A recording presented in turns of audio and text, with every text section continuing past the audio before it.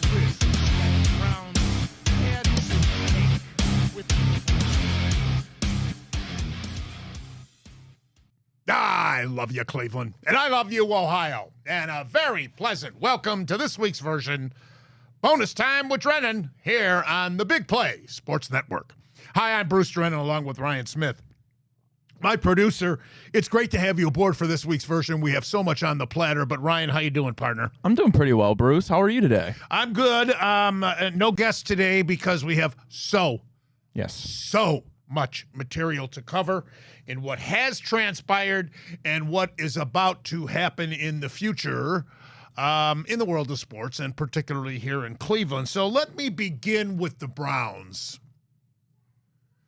God help us. Deshaun Watson going down. Booed by you fans. Myles Garrett, my colleagues and friends on this network, Big Play Sports. Oh, it's terrible. Oh, you should never, ever. Oh. You don't do that. Normally, I would agree. Let me repeat. Normally, I would agree. I haven't done that. I don't do that. But in this case, let's look at the facts. Watson has underachieved. Big time. Underachieved. Even when he's had time in the pocket, sufficient time in the pocket, he's off target a lot. And we all thought his legs would be such a tremendous factor, an asset. But I touched on this here on previous shows. He's late to react and make that decision to break out and try to get a sufficient gain or to move the chains. That fraction of a second can make a difference because these defensive players are so fast. But booing by you fans goes deeper than the underachieving, considering the unprecedented contract. A big portion of that booing was, I believe, directed at Jimmy Haslam and the front office, Barry. Now, the trade, opposing the trade, which, obviously mortgaged the future for this franchise. Now, you've heard me say time and time again, the clock is ticking as far as this contract is concerned. And I've said all along that if Watson doesn't lead the Browns to the Super Bowl within the 5-year contract, it will set the franchise back at least an additional 5 years, at least. We're only halfway there of the 5-year contract. And look where we are. Here we are. And then there was Myles Garrett saying, and I quote, "We should be ashamed of ourselves. The man's not perfect. None of us are. We can't judge him for what he does on or off the field." Let me repeat it. We should be ashamed of ourselves. The man's not perfect. None of us are. We can't judge him for what he does on or off the field. Myles, are you kidding me? And then he called Watson. Here's the worst of it. He called Watson a model citizen. Model citizen?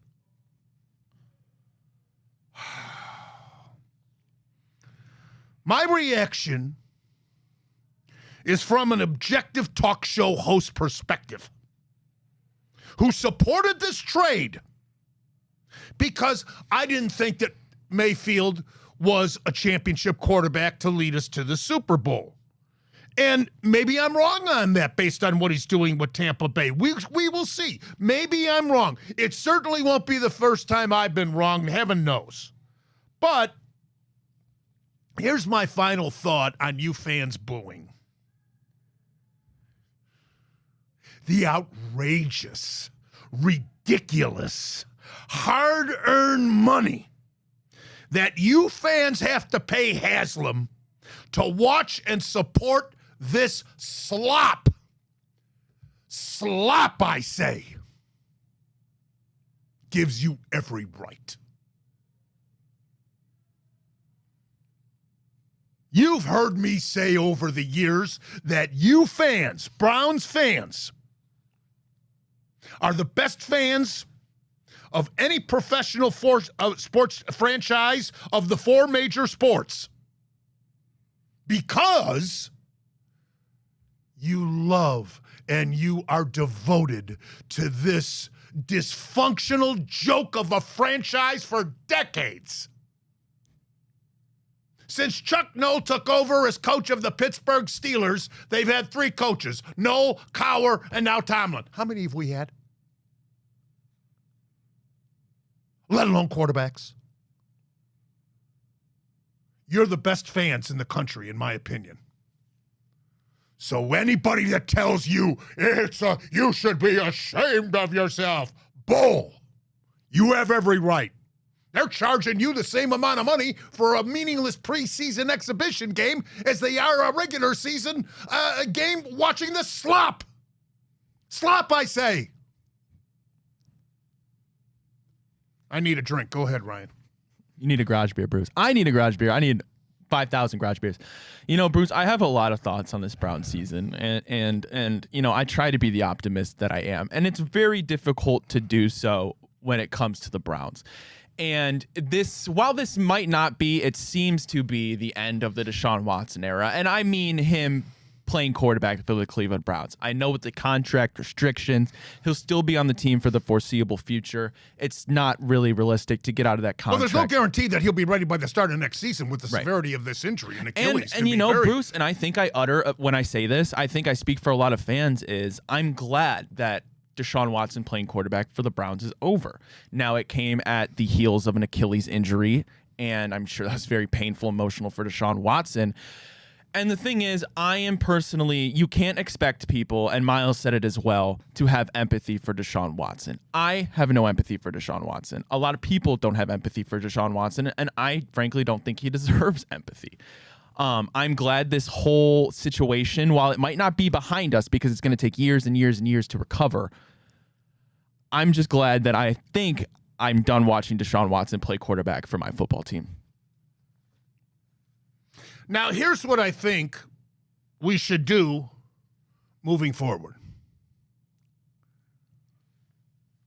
Clean house. And start over. I would trade Garrett, and this has nothing to do with what he said.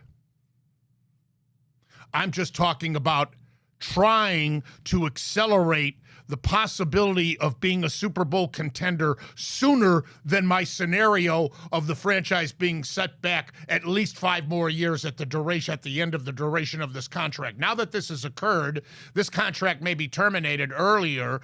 Haslam's going to have to bite the bullet. I don't understand how the insurance works. Do you know anything about that, Ryan? I'm sure that these pro teams have insurance on guaranteed contracts. If the player gets hurt, that's got to cover some of it, I would imagine. Yeah, they have insurance policies for season-ending injuries, but that is still going to not even put a dent in what Haslam still owes Deshaun Watson. Okay. And it makes up for nothing on how far that this is going to set our franchise back. Right. So it's not an exaggeration on my part, in your opinion, that I say it will set the franchise back at least 5 years. No, I don't think I don't think at all. Not a doubt. And not to mention now that you are not only one of the worst football teams in the league, you're again a laughingstock in the media. Yes. And everybody sees that. Players as well. Yes. So trade Garrett while you can get something for him. Trade Chubb. while you can get something for them. Trade everybody. Hey, they already traded Amari Cooper. Does that not tell us that they're behind closed doors kind of talking and thinking in these terms anyway? They've got to be. They've got to be. Oh, brother. And then there's the move to Brook Park. Yes. Dennis Kucinich, the former mayor of Cleveland and former United States congressman. Dennis is a friend of mine. We disagree on a lot with politics, but Dennis has been a friend of mine. He greeted me to Cleveland when I first came here in the spring of '78, and we've been friends ever since. And even though we disagree on politics, I like and respect Dennis a lot, and he's going he's fighting for the fans and for the downtown area, and I applaud him for this. Because moving to Brook Park just gives Haslam everything. The parking. You know what they're charging for parking? $60, $80 to you fans. For the Guardians, and the city gets that. Haslam doesn't get that. The Guardians don't get that. But if he goes to Brook Park, he can charge the same amount of money for parking for you fans, and he pockets that cash. So it's not a done deal yet on this move. And by the way, no taxpayer dollars should be spent on helping Haslam renovate the stadium downtown. Why should you help Haslam when he provides slop as a product for you and you're paying out of the wing-wang? Give me a break.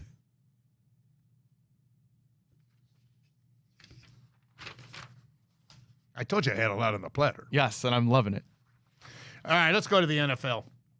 There were 4 games of significance this last weekend. Ours was certainly not one of them. It was and it wasn't. But Baltimore beating Tampa Bay 41-31 with Jackson 5 touchdowns and Henry 169 yards. Are you noticing how much yardage he's gaining now?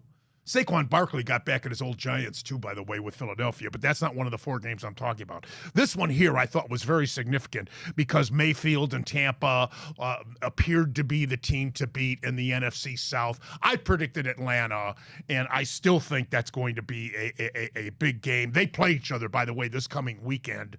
Atlanta's a 2.5-point favorite at Tampa Bay, ironically. Both teams are 4-3. But that was a significant game. Baltimore, I think, is the best chance of any team in the AFC to dethrone Kansas City. They were last year. They are again this year. There's a lot of football to yet be played. Certainly, Buffalo may have something to say about that. But I don't see Pittsburgh. I just don't think their offense is good enough, whether they use Wilson or Fields. But and Cincinnati's got a tough mountain to climb. But Baltimore looks really good, and they are against us. They're a 9-point favorite with Jameis Winston at the helm. I think we'll cover. I do. I think we'll cover, and I hope for your sake that they give us a game and they do cover. Just so you can say, well, at least we gave this great team a game. I can't see us beating Baltimore. I mean, it'd be. But don't take Jameis Winston for granted. He's going to want to go out there and prove something. The other significant games were Green Bay and Houston. That was at Lambeau. And Green Bay won that game 24-22, back and forth, back and forth, back and forth. The whole game. Love had 3 touchdown passes in that game. And then the other one was Detroit and Minnesota, 2 other NFC North teams. And Detroit prevailed 31-29. And just like the Green Bay-Houston game, that was back and forth, back and forth, back and forth. The whole game. They're both 5-1. Green Bay and Houston are both 5-2. NFC North, we went into this season thinking the AFC North was the best division in football. It's the NFC North. I don't see all four teams making. I mean, who would have thought the Bears with Caleb Williams would be doing this? But he is. I don't see four teams coming out and making them because they play against each other twice and they're going to knock each other off, like this game here with Minnesota losing. But I can certainly see three. Certainly see three. And the emerging team may win the NFC with San Francisco showing such vulnerability, and Philadelphia's beatable. So it could be Detroit, Minnesota, or Green Bay. I don't see the Bears with the rookie, but we'll see how things transpire. The other significant game was Kansas City beating San Francisco 28-18. Now, I know that the Niners are hurting with all kinds of injuries, most significantly Caffrey, but it's hard to believe that Kansas City, they're showing what a championship team they are, and they've had injuries too. And the juggernaut just keeps rolling, Mahomes and company. So this coming week, you've got Philadelphia at Cincinnati. Burrow and company are a 2.5-point favorite over Jalen Hurts. I mentioned Atlanta, a 2.5-point favorite on the road in Tampa Bay against Mayfield. Buffalo is at Seattle. Buffalo's 5-2, and Seattle's 4-3. Did Amari Cooper do anything for them? Well, Bruce, he caught a touchdown, and I believe he had 66 yards. Okay. So, yeah, no surprise there. Amari Cooper succeeding with Josh Allen. Happiest guy in the NFL. Chicago's visiting Washington. That's going to be an interesting game to watch. The Bears, of course, are 4-2. They are actually the favorite. I couldn't believe it. 1.5-point favorite. That could change. But Washington, 5-2, and then there's our game. We're a 9-point dog. All right, let's take a break. When we come back, I want to cover college football. The NBA season gets underway with our Cavaliers, and a little thing called the World Series gets underway Friday night as we continue with Bonus Time with Drennan here on the Big Play Sports Network.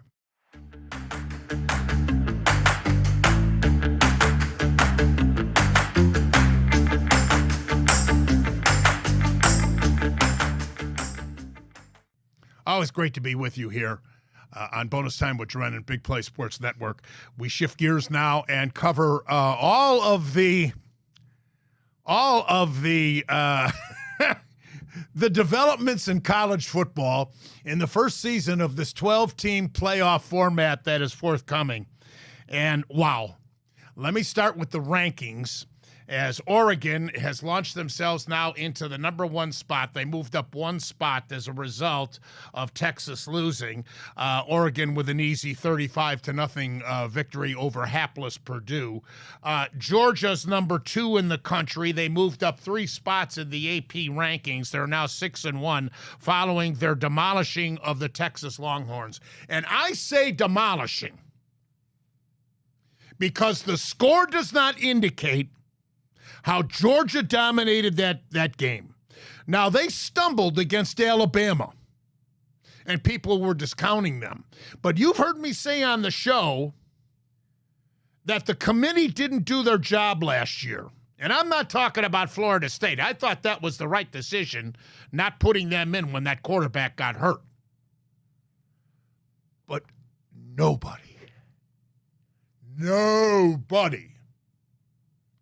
can convince me that Georgia was not one of the top 4 teams in the country a year ago.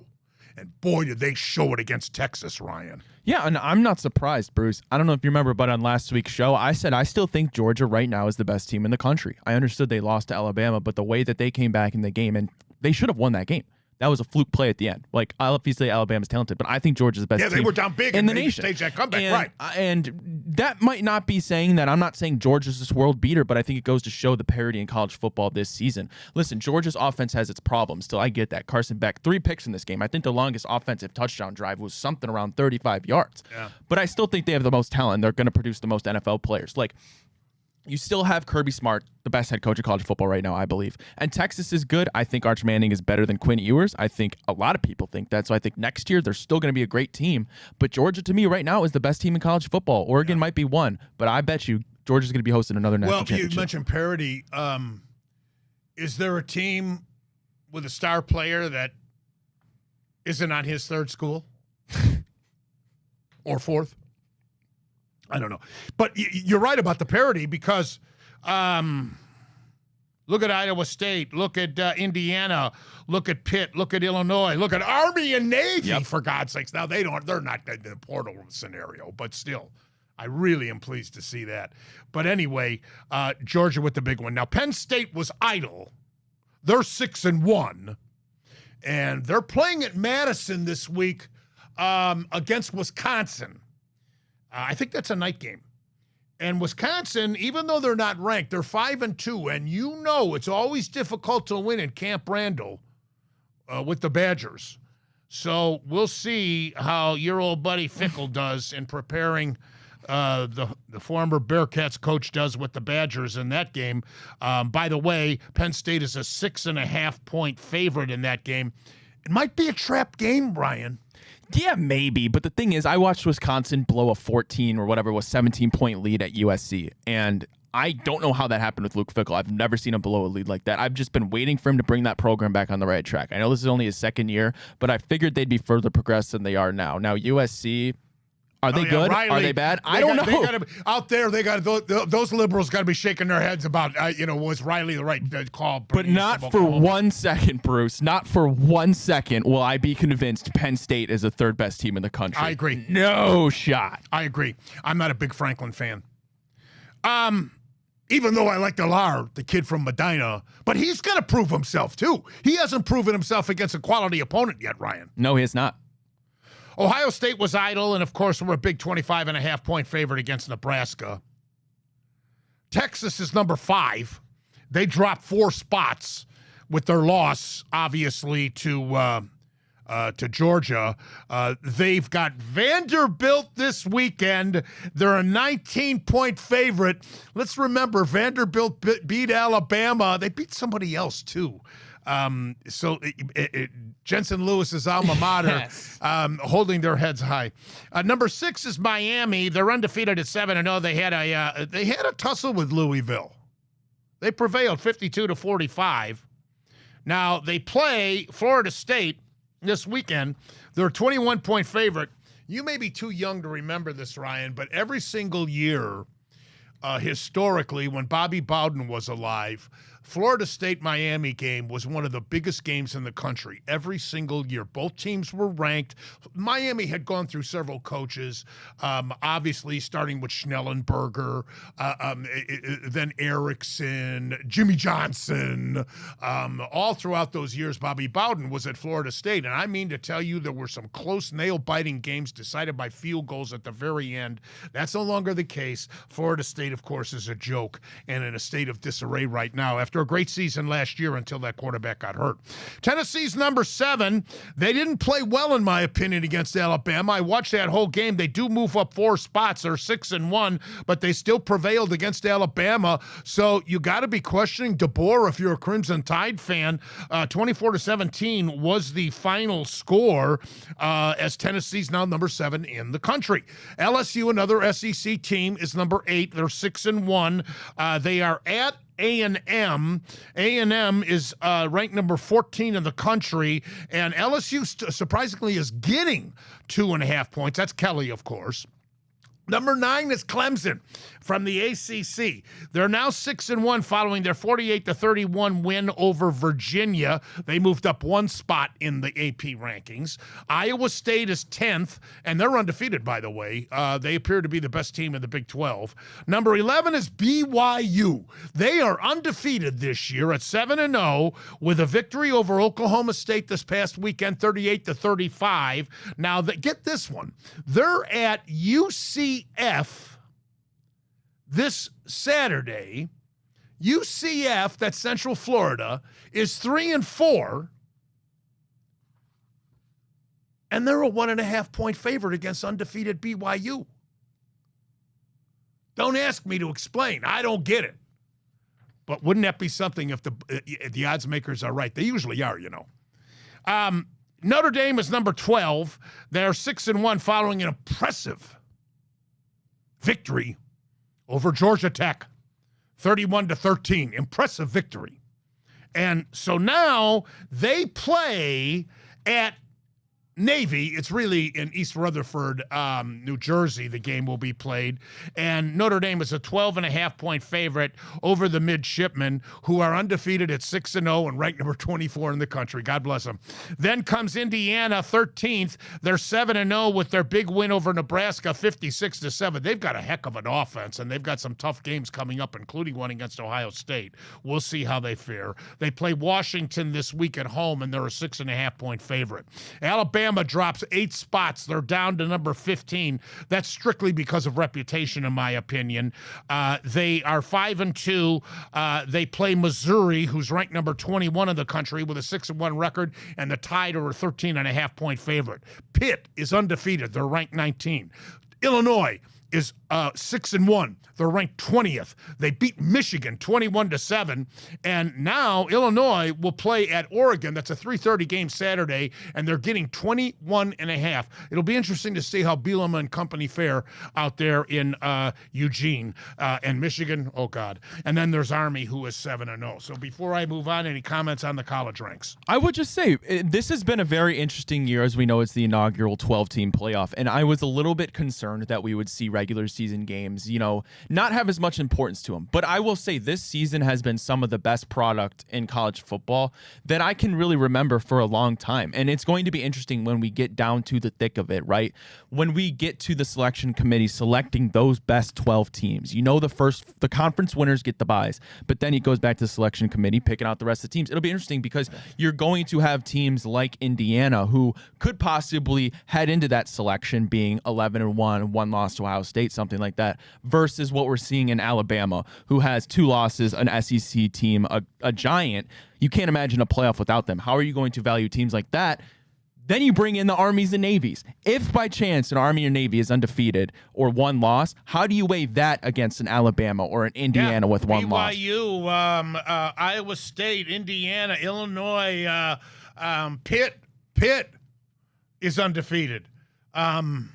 There'll be some teams deprived, even though it's expanded to 12 teams. So we shall see. All right, let's go to the NBA, where the Cavaliers will open up tonight in Toronto. They're getting 5 points, and Strus is out with an ankle injury. They're projecting that he'll be out for 6 weeks. Everybody else is healthy. They didn't do anything in the offseason to improve the team. You've heard my thoughts. Of course, Friday's the home opener against Detroit. Am I wrong, Ryan? Am I being too harsh and, dare I say, flippant?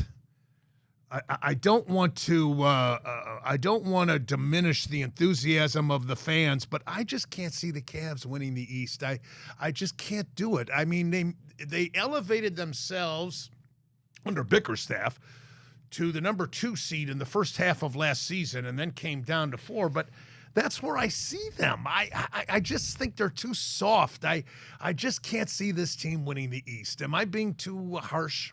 I don't think you're being too harsh. I mean, it's tough when you're going up against the Bostons of the world, the Milwaukee's, Giannis when he's in playoff mode, 76ers if they're healthy with Paul George and Joel Embiid. There's so much superstar power, so much prowess with these teams. Yes, we have Donovan Mitchell, but he's the only one, unless Evan Mobley truly does ascend to that level. And that's what the Cavaliers are banking on, because there were one of 2 teams this offseason that didn't add a free agent, just one of 2 teams. Yeah.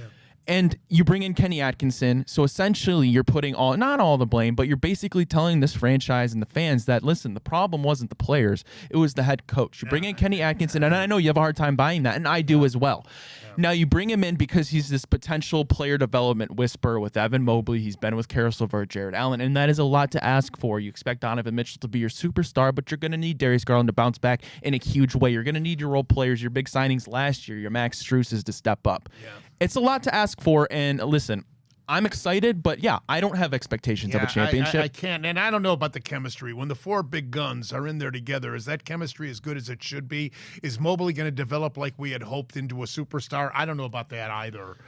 So we shall see. Okay, the LA Lakers beat Minnesota last night, and NBA history was made when LeBron and Bronny, and by the way, he threw his 2 cents worth into you Browns fans saying that you shouldn't boo. Who the heck is he to throw his 2 cents worth in and get his nose into our business? Screw him. But he did make history last night with his son Bronny as the first father-son duo to play together in an NBA game. It happened with 4 minutes to go in the game in the game last night against Minnesota. What was that? The first half, I think it was second quarter. And then LeBron wound up with 16 points, 5 rebounds, 4 assists. Very under his norm. Bronny played 2 minutes is all. No points, 1 rebound, 0 for 2 field goal wise, and 0 for 1 from 3-point range. So there's the NBA season getting underway. Cavs open up at Toronto tonight, and then Friday night is the home opener against Detroit. Now,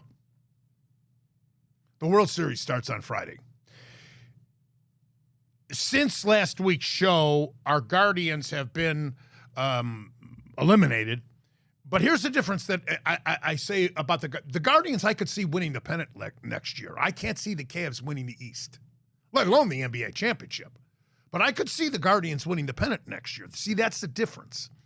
But you heard, if you were with us on last week's show, and if not, please reference last week's show, because I went through the likelihood that we were going to get eliminated by the Yankees, and we did, but that the future, in my opinion, is very bright for our baseball team, especially with this youth, and everybody's locked into contracts, and we'll see what Antonetti and Chernoff come up with in this offseason, but I'm very, very, very optimistic about the future of our baseball team.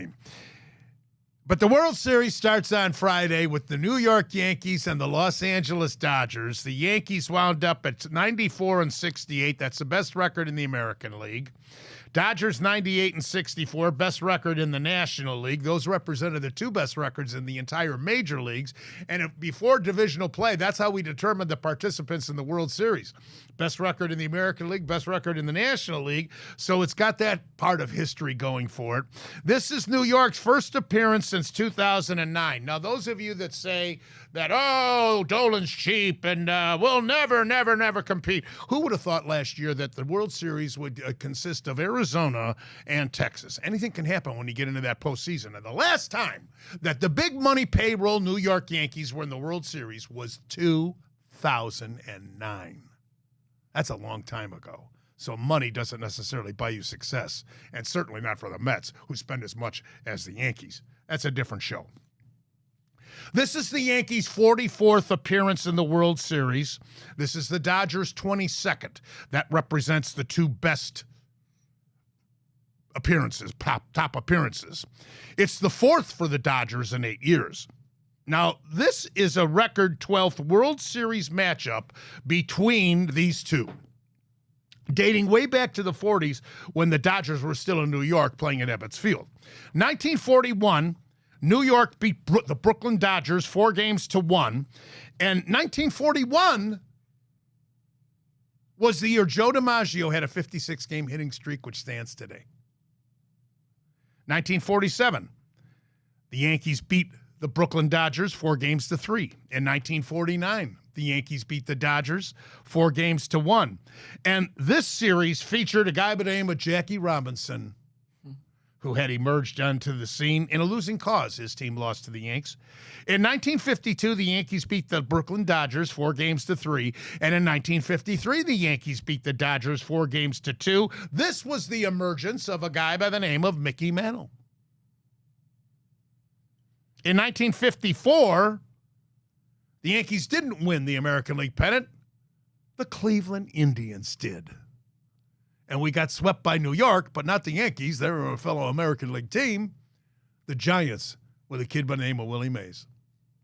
In 1955, the Brooklyn Dodgers defeated the Yankees 4-3, and it was the first time the Dodgers with a win in the World Series against the Yanks.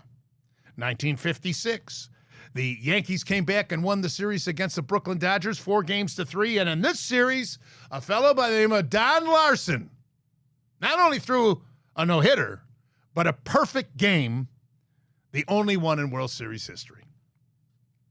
1963. By then, the Dodgers had moved out of New York and established themselves in Chavez Ravine in Los Angeles. They played the Yankees in the World Series, and they swept them in 4 games with 2 pitchers by the name of Sandy Koufax and Don Drysdale. Koufax had 2 complete game shutout victories. Drysdale had 1. That was against Mantle, Berra, Maris. Wow. 77, New York beat LA 4-2. Reggie Jackson earned the reputation as Mr. October. MVP, had 5 home runs, 8 RBIs, and hit .450 in that World Series. 1978, a rematch between the Yankees and the Dodgers. Yankees prevailed 4-2. Ron Guidry that year, the star pitcher for the Yankees during the regular season, went 25-3. 1981, the Dodgers came back and beat the Yanks 4-2. This will be the first World Series with 50 home run hitters on both sides, and one of only a few to feature the American and National League MVPs to be. Aaron Judge is going to win here in the American League, and Ohtani's going to win in the National League. They're locks to win. These two teams played a 3-game series in interleague play back in June in New York, and the Dodgers took 2 out of 3 in Yankee Stadium. And this World Series features 5 former MVPs: Judge, Ohtani, Mookie Betts, Freddie Freeman, Giancarlo Stanton. That's the most since 1971, when the Pittsburgh Pirates beat the Baltimore Orioles in 7 games. They had 4 former MVPs. Roberto Clemente was one of them. Frank Robinson was another. And by the way, that 71 World Series was one of the best and most entertaining of all time. And Baltimore, Earl Weaver's Orioles, that was their 3rd trip in a row to the World Series. They lost. They were shocked by the Mets in 69 in 5 games. They came back and beat the Cincinnati Reds, first year of the Big Red Machine, in 5 games in 1970. That was when Brooks Robinson, the vacuum cleaner at third, had unbelievable series. And then in 71, that was the year the Pirates defeated Baltimore, and Clemente made that unbelievable throw from the corner in right field to nail to Richie Hebner at third base and nail Don Buford trying to extend a double into a triple. So it's a very historical World Series. I think it'll be very entertaining, Ryan. And I hope the Dodgers win because I hate the Yankees. Yeah, it'll be entertaining. And not that I love the Dodgers, but... No, I agree with you, Bruce. I would much rather see the Dodgers win. And obviously, it's because the Yankees are the Yankees and they beat us. Of course, there's a factor to that. But I would much rather see Ohtani win than Aaron Judge, than Juan Soto. And I'll certainly be watching it. Will I be upset watching it? Of course I will, because I don't want to see those 2 Giants go at it. I would love our Guardians. But I can't fight history. I can't fight fate. And it's going to be one hell of a series. Freeman's vowing to play in Game 1. So apparently he's healthy enough. Another factor... I kind of like the Dodgers pitching a little more than I do the Yanks, even though Cole is going to represent the best starting pitcher, I think the most talented starting pitcher on either roster. But Dodgers and Yankees, it goes way, way back. Ask Bruce segment coming up next. Bonus time with Drennan here on the Big Play Sports Network.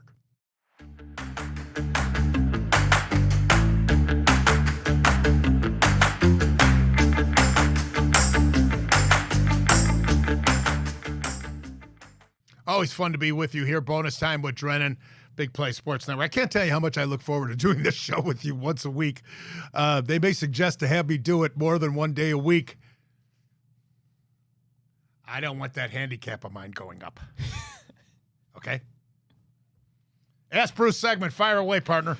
Alrighty, Bruce. We'll start here with baseball and our guards. Hey, Bruce, what impressed you most about Stephen Vogt in his rookie season as the Guardians skipper? I think what he got out of this team, their never say die attitude. 5th, 6th inning with that fabulous bullpen. If they were in the lead, it was over. If they were tied or trailing by 1 or 2, they had a great chance to win. They had a very excellent come from behind attitude, and they were a great 2-out clutch hitting team that played flawless defense. Unfortunately, in the playoffs, our defense left a lot to be desired. Our bullpen faltered a little bit and let us down, and we didn't get the clutch 2-out hits. But that's baseball. Alrighty, hey, Bruce, what is more important for the Guardians this offseason? Acquiring another big-name bat, reinforcing the starting rotation, or something else? I think they'll go for another starter, just to safeguard. You know, when you break spring training, the odds of you finishing the season with the same 5-man rotation that you broke camp with are very long. Very long. It rarely happens. Rarely. And obviously, we were a perfect example this last year. Bieber, Logan Allen, McKenzie. I think to safeguard ourselves, I'd like to keep Boyd. I don't think they'll keep Cobb because of the injury factors. But I'd like to see him keep Boyd, and they may go out and get another arm. But then again, they want to develop these kids too. So I just think whatever they do, the future's bright for them. I really do. I don't know about the bats because of the emergence of Noel and Manzardo. I think these two kids could fit in beautifully with Jose and with Josh Naylor. Give us a nice power in the middle. And Fry, the way he comes out of nowhere and hits. And Lane Thomas too. Alrighty, hey Bruce, well, speaking of starting pitching, do you expect Shane Bieber and the Guardians to reach a deal to keep the Cy Young winner in Cleveland? Yes, I do. Yes, I do. And I hate to say it's because of that injury after 2 brilliant starts that he had at the beginning of this last year. But I think because of that, his market value practically disappeared. Because who's going to pay him the big bucks that he could have perhaps received with coming off that serious arm surgery. So, yes, I do think that they'll come to a franchise-friendly agreement, and Bieber will remain a member of our team. And I hope he does, because even if he loses a little bit of velocity, he knows how to pitch. Boyd showed that after the serious arm surgery. He knows how to pitch. He's a vet. Alrighty, hey Bruce, would you say that Stephen Vogt was outmanaged by AJ Hinch and Aaron Boone throughout this postseason? No, I'll go back to the fact that it's not Vogt's fault that we didn't play flawless defense like we did throughout the season. It's not Vogt's fault that our bullpen, which was the best statistically in the major leagues, had a couple of hiccups, costly ones, in the postseason. And it wasn't Vogt's fault that this great 2-out clutch hitting team didn't come through in the playoffs. So no. All right, we'll flip it over to the Browns. Hey, Bruce, do you believe that Deshaun Watson, after tearing his Achilles, has played his last snap at quarterback for the Cleveland Browns? Gosh, for the Browns. Yes, I kind of hope that's the case. I don't think that it's going anywhere. I really don't. I can't see. If you're just joining us, watch a replay of our show. Watch the first segment. I go back to that. No, I very well could be his last snap. All right. Hey, Bruce, last one for you here. Would you entertain, and we talked about this a little bit earlier on the show, Bruce, but this has been a big topic. Would you entertain the idea of trading Myles Garrett if the return was enticing enough? Yes, I said that, again, reiterating in the first segment of the show, as Ryan knows.